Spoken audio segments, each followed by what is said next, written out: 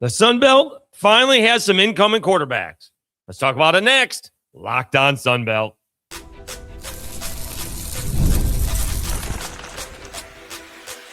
You are Locked on Sun Belt, your daily podcast on the Sun Belt Conference, part of the Locked On Podcast Network.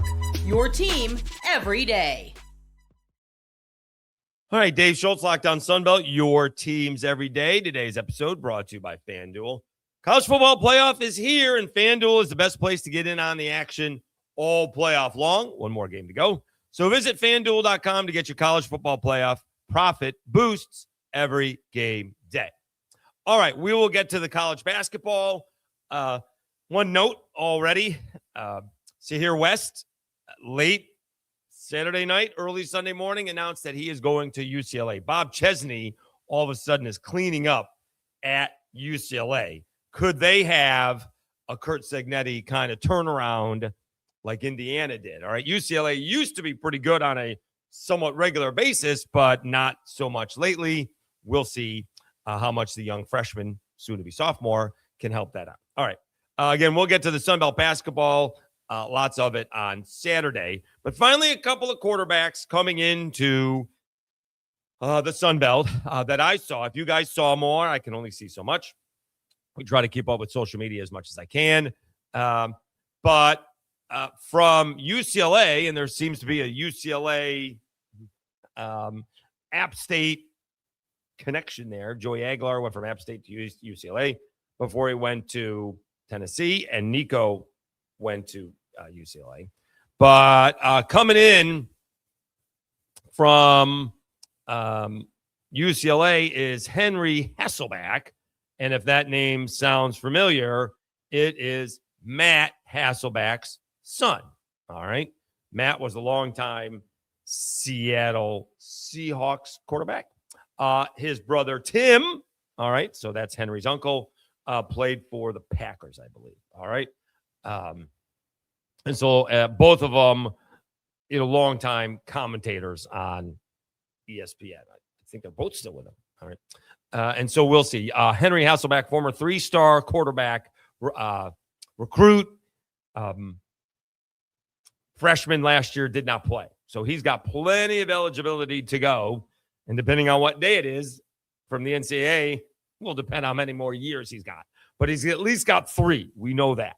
All right. Probably more. But he's at least got 3. All right. So that name is familiar when your last name is Hasselbeck.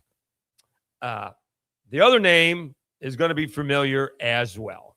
For me, because I don't know if I covered him per se, probably not, because I would have already been to Mobile. I don't think I went to too many LSU games. Maybe one when I was in Mobile, but probably not. But Max Johnson, all right? Max Johnson, who has been playing college football forever, Brad Johnson's son, he of all the trick shots, and former, Tampa Bay Buccaneer and I think Minnesota Viking, and obviously Super Bowl champion with the Bucs. That's his son, and he is transferring to Georgia Southern. So Georgia Southern going with the veteran again. J.C. French played for 2 years, but before that, Clay Helton had a couple of incoming veterans that were only there for 1 year. And as far as we know, Max Johnson will only be there for 1 year. As I said, that seems to change on a somewhat regular basis. But Max Johnson has been playing forever. He committed to LSU last decade. He committed in 2019. All right. Ended up going to school in January of 2020. All right. So he is showing up there. In fact, he signed his letter of intent before LSU won the national championship, as it turns out.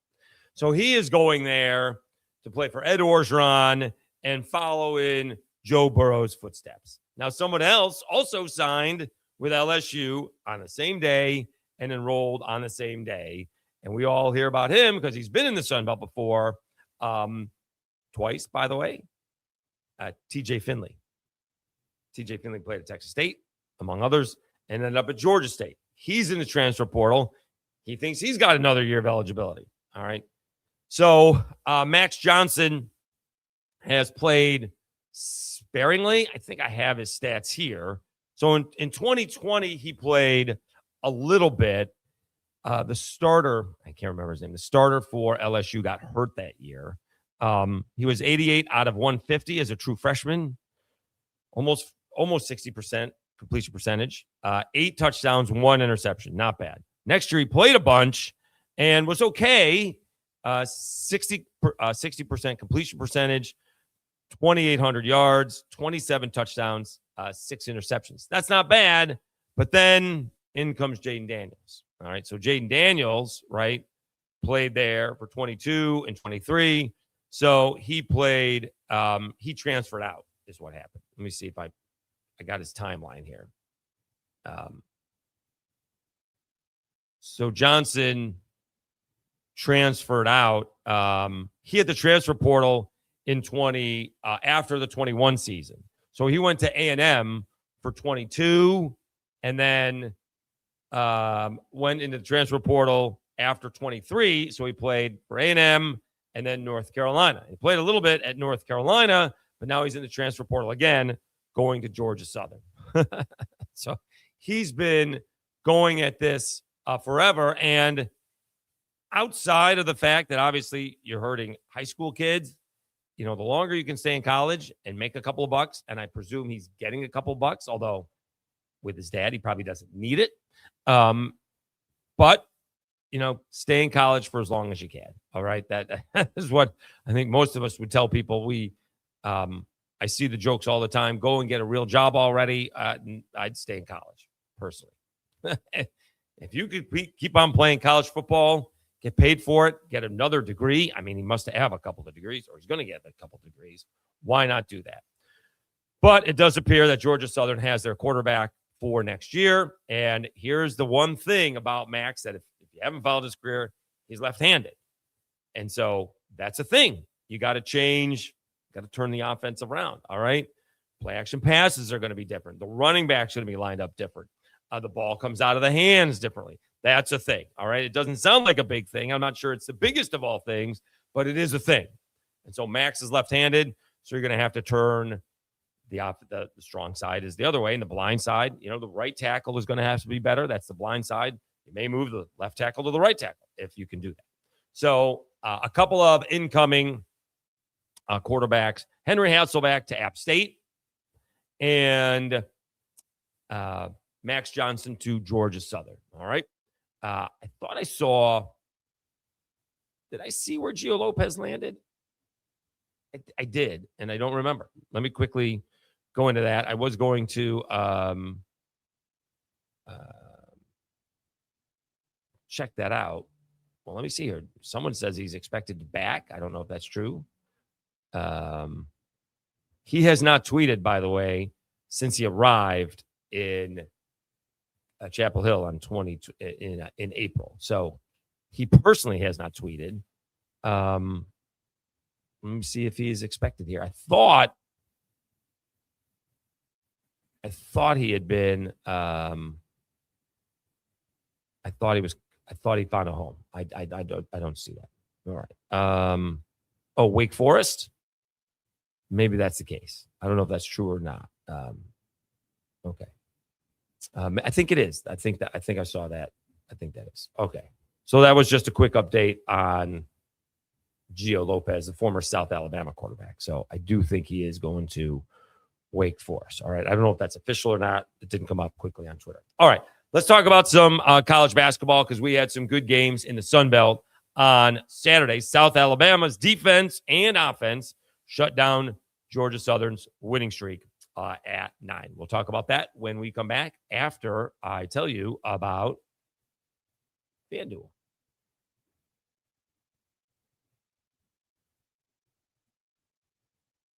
College football playoff is here, and we got the championship coming up. It's Miami against Indiana in South Florida.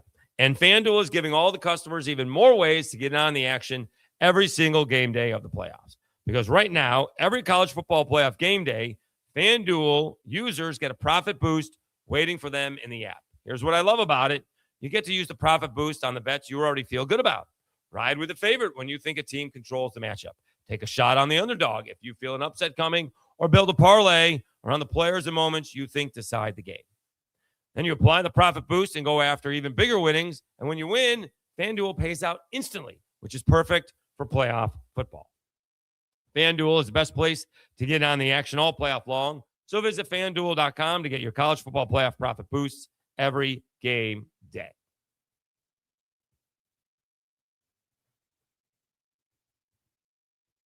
All right, Dave Schultz, Lockdown Sunbelt, your teams every day.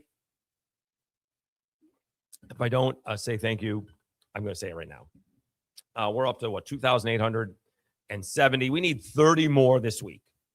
30 more subscribers this coming week, and then we'll be 100 subscribers away about a month out.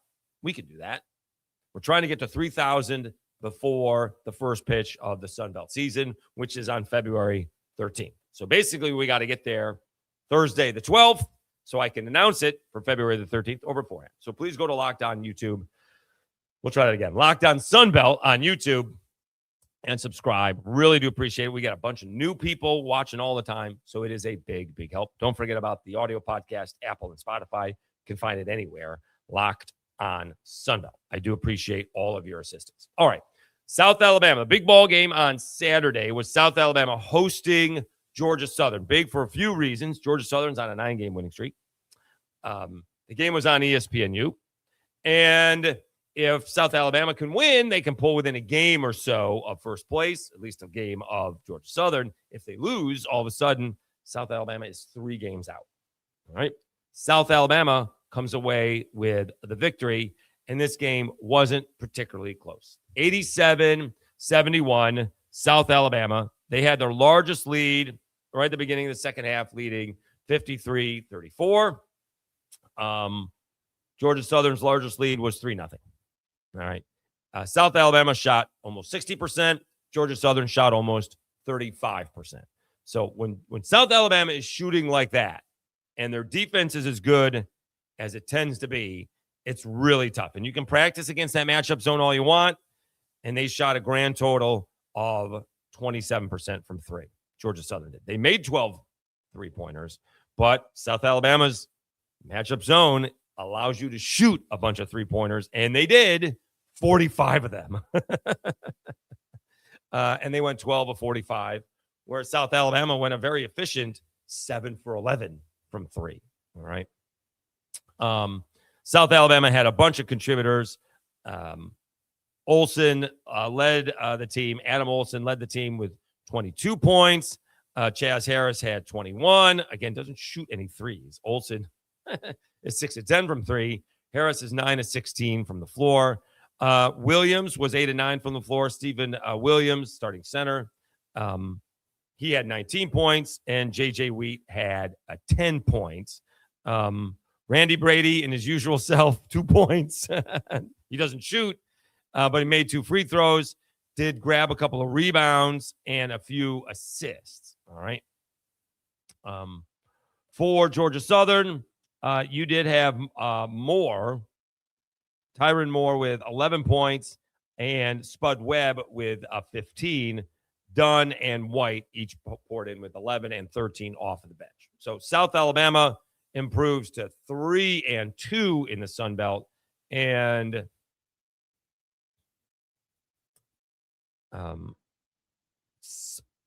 Georgia Southern falls to, I'm going to say, 4-1, I believe. All right.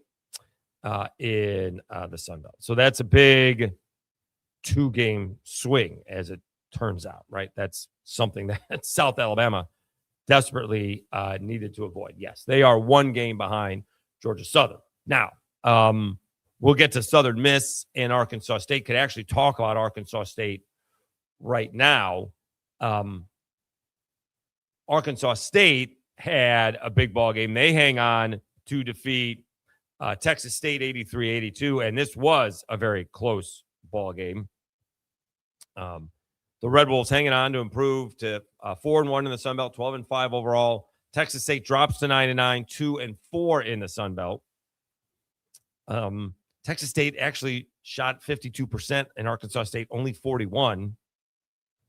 A lot of free throws for Arkansas State, 25 of 32, 16 and 19 for Texas State. That's the big difference. Fouls, though, were pretty close, 24 to 21. That's not a huge difference. And honestly, the points in the paint, that's kind of interesting.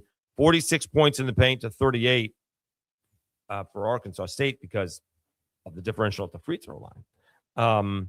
And Arkansas State led the whole way and had to hang on at the end as Texas State had a furious comeback. So Arkansas State is sitting in second place at 4-1, whereas Texas State is behind at 2-4. All right, and the other ball game that did not seem to be going in the direction, and we'll get to Southern Miss in the next segment because they deserve to begin their own segment, was JMU. All right, and people are calling for Coach Spradlin's head.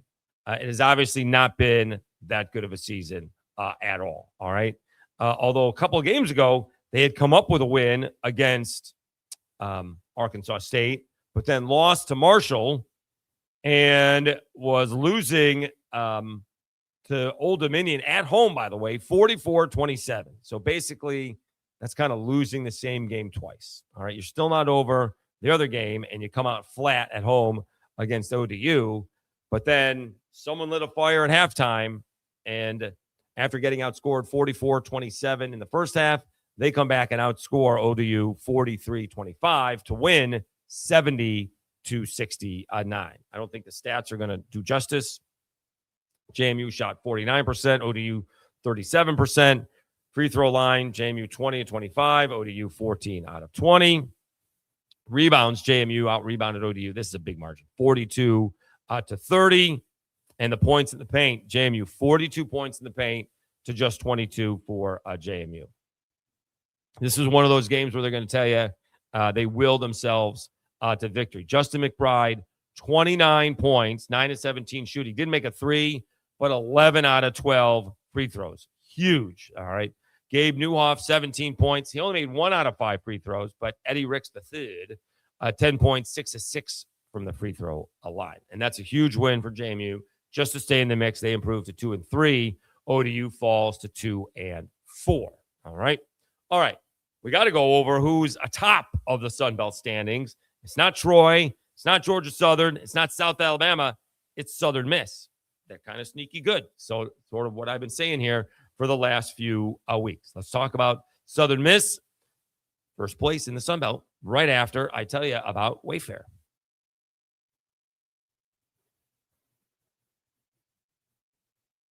The new year is here, and it's the perfect time to reset your routine and refresh your space. If you're spending more time at home, you might as well love how it looks and feels. That's why you should turn to Wayfair. It's a one-stop shop for getting your home back on track. From bedding and mattresses to storage solutions for every room, Wayfair makes it easy to start the year fresh. Wayfair has everything you need for a full home refresh all in one place. Whether you're updating your living room, organizing your space, or upgrading your work from home setup. Wayfair's huge selection makes it easy to find exactly what works for you and your style and budget. I love that I could find pieces that match my style without spending a fortune, as I have mentioned before. I don't know if you can see the shelves back there, and I pointed the right way this time. See the shelves back there, and the desk that I'm working from both came from Wayfair. All right. Get organized, refreshed, and back on track this new year for way less. Head to wayfair.com right now to shop all things home. That's WAYFAIR.com. Wayfair. Every style, every home.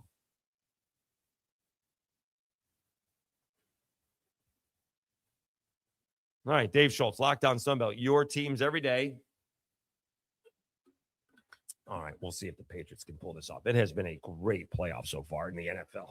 We've had 4 amazing ball games. We got 2 more left to go. Patriots, as it turns out, last night, but I'm waiting for tonight, and then the Steelers and Houston coming up. All right, on Monday night. All right, so who's atop the Sun Belt standings? It's your 5-1 Southern Miss Golden Eagles. All right, they sit atop the Sun Belt standings. They are a half a game ahead of Georgia Southern, of Troy and of Arkansas State, who are all 4-1. South Alabama and Marshall are 3-2. We'll get to Marshall here in a minute. Southern Miss, kind of got the job done. Beat Monroe 70-60. Maybe in a ball game they thought was a little bit too close for call. Southern Miss improves to 5-1. Monroe drops to 0-6 in the Sun Belt. Let's see here. For Southern Miss, you did have Tyleek Weeks with 20 points. Dijai Bennett, if that's how we say his name, 16 points. And Dylan Brumfield with 15. Please correct me on how to pronounce his name if I'm not doing it right. Daji Bennett is probably how I would pronounce it. And Israel Hart had 10 points in 26 minutes off of the bench. All right. Christian Lewis had 20 for Monroe. And Renard Saunders had a 12 for Monroe. It looked like they're missing one of their players. Maybe hurt. Okay. So, again, can't get all crazy about beating Monroe, although it's a job well done. You had a game, you won. So, let's see who they have beaten here in the Sun Belt. All right. So, they come off a win, or a loss, I should say, against Ole Miss, but 71-67. All right. Then they beat the Cajuns in a closer game that they probably would have liked, 62-54. They do lose a tough ball game to Arkansas State, 93-86, and then lose to LSU. All right. But they beat Monroe. They beat the Cajuns. They beat Texas State, and they beat Monroe again. So they beat Monroe 87-73. That's nice.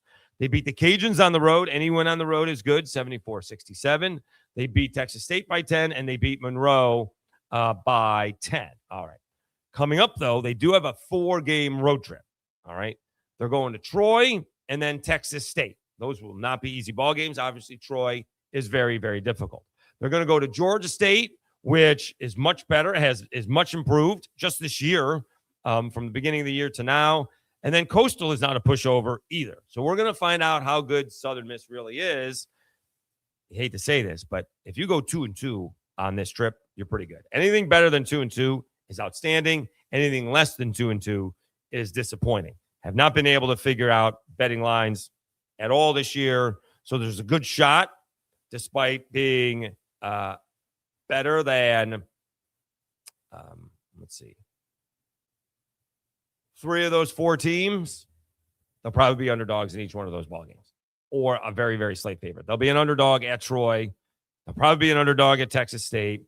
They could be a favorite at Georgia State, but again, Georgia State's played better, and Coastal Carolina, tough to figure out. All right. So we will see what they do in the next couple of weekends, because that is it's a big spot for Southern Miss to try and take control of the Sun Belt while they have a little breathing room. Okay.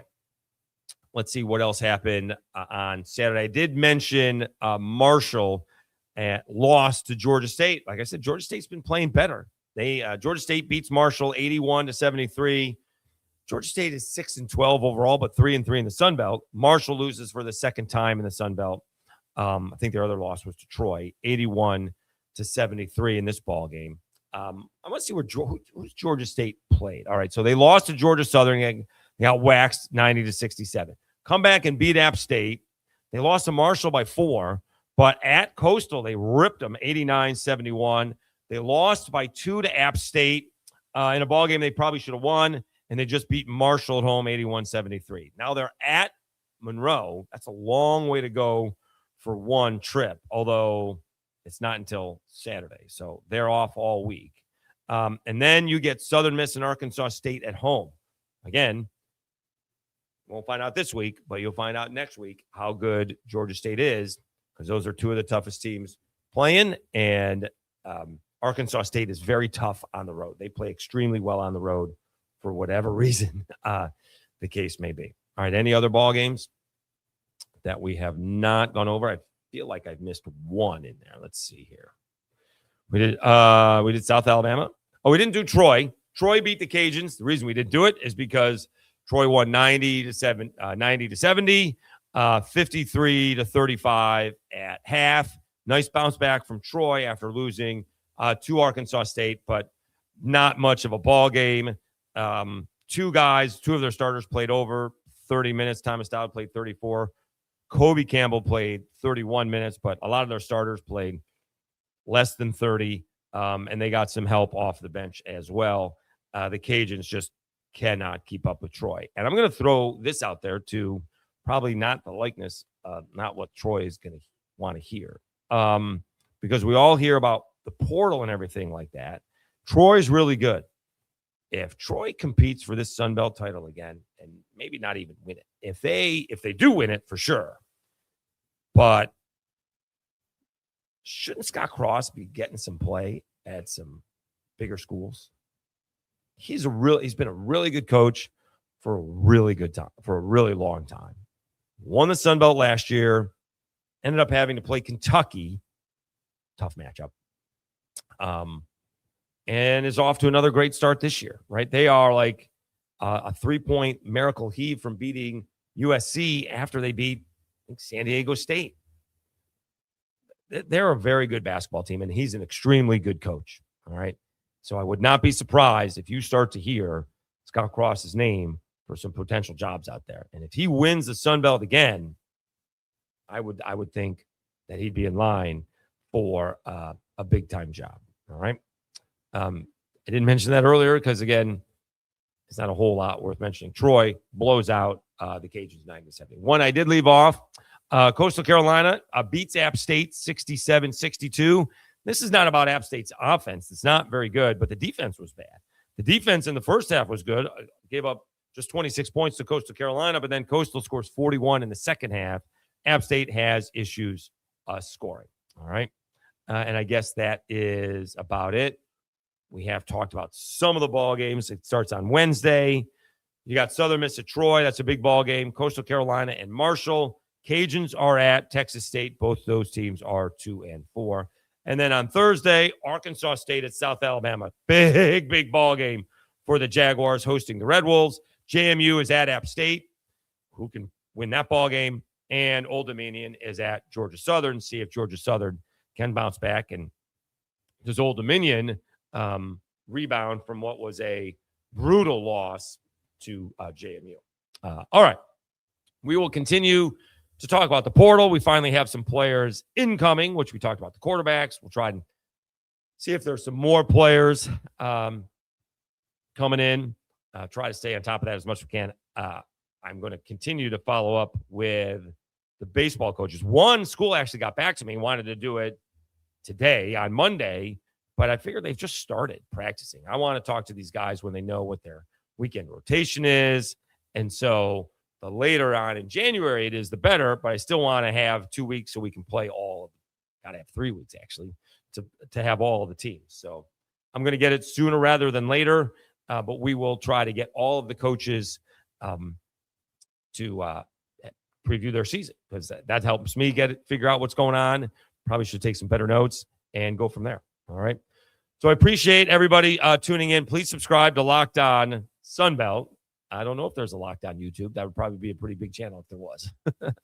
I do appreciate everybody tuning in. Hopefully by now you're all getting ready to see who the Patriots are going to play, either Houston or Pittsburgh. All right. They're going to get that winner if they do win this ball game tonight. I'm going to go watch that, maybe enjoy some bourbon. We're off on Monday. All right. Thanks so much for tuning in. Do appreciate it. You've been watching Locked On Sunbelt, your teams every day. Have a great Monday, everybody. We'll talk to you again on Tuesday.